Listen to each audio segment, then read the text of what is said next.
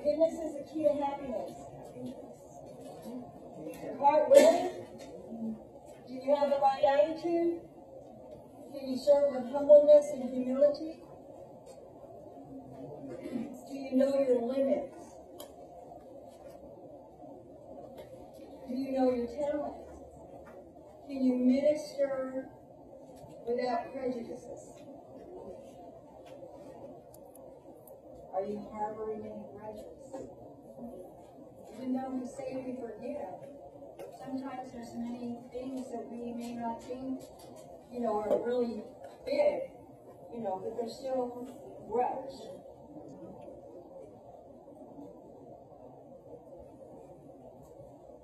And so the question is, can you forgive? Carol, can you read that verse? Behold, I stand at the door and knock. If any man hear my voice and open the door, I will come in to him and will sup with him and with me. Revelation 6:20. Forgiveness. Beverly, can you read that for us? You have heard that it was said, you shall love your neighbor and hate your enemy. But I say to you, love your enemies, bless those who curse you, do good to those who hate you, and pray for those who spitefully use you and persecute you, that you may be sons of your Father in heaven. Matthew 5:43-45. Love your enemies. What do you think that means?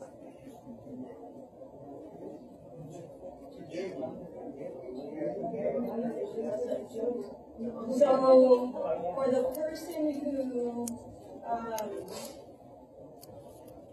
had their child murdered in front of them, forgive your enemies. It's a hard one. There's a lot of things in life that are hard. It's hard to do. How do you forgive? Who's your enemies? Does it mean that we here, in the States and those over there who are decapitating or blowing things up, are those our enemies? Are our enemies maybe ourselves? At times. Yeah, love your enemies. To me, the Lord said, to me, that's a perfect example of the Lord. You go to him and you say, oh, I love you, I love you, I love you, I love my brother, well, let's take it a step further. Do you really love? If you really love your enemies. Anybody ever hear where Gandhi talked about, he was talking to one of the Hindus, and, they were, their child had been killed, and, they were very angry, they were very resentful, they wanted to kill them all, and such, but they wanted to, have that blessing. They wanted to be blessed still, and so, what was it that Gandhi told him? If you really, truly want to show love, then raise up a child of your enemy. And how hard would that be? So, to me, it's a perfect example because Christ is always teaching us something.